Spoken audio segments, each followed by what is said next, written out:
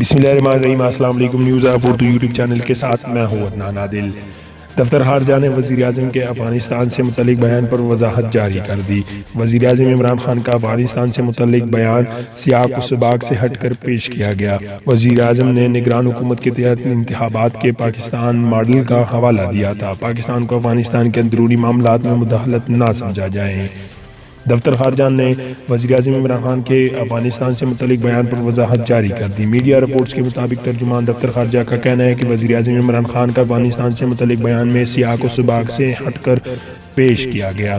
وزیر اعظم نے نگران حکومت کے تحت انتخابات کے پاکستان ماڈل کا حوالہ دیا تھا۔ وزیر اعظم عمران خان کے بیان کو افغانستان کے اندرونی معاملات میں مداخلت نہ سمجھا جائے۔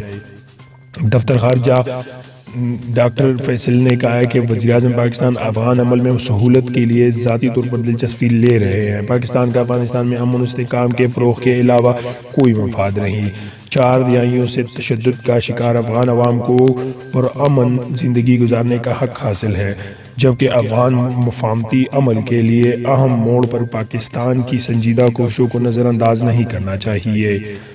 واضح رہے کہ وزیر اعظم عمران خان کے ایک بیان کے بعد افغانستان نے پاکستان سے اپنے سفیر کو واپس بلا لیا تھا۔ میڈیا رپورٹس کے مطابق وزیر اعظم عمران خان نے صحافیوں سے گفتگو کرتے ہوئے مطالبہ کیا تھا کہ افغانستان میں ایک عبوری حکومت کا قیام ہونا چاہیے تاکہ افغان طالبان کے ساتھ جاری امن مذاکرات کو آگے بڑھایا جا سکے۔ افغان طالبان موجودہ کابل حکومت کے ساتھ براہ راست مذاکرات پر تیار نہیں ہیں، جبکہ امریکی نمائندہ خصوصی زلمہ خلیل زاد نے کہا ہے کہ افغانستان میں امن قیام کے لیے پاکستان کا کردار تعمیری رہا ہے، اور لیکن عمران خان کا افغانستان کے بارے میں بیان ٹھیک نہیں ہے۔ زلمہ خلیل زاد نے اپنے ٹویٹ پیغام میں لکھا ہے کہ عمران خان کا افغانستان کے حوالے سے بیان تعمیری نہیں ہے۔ افغانستان کے بارے میں فیصلہ کرنے کا حق صرف افغانیوں کو ہے۔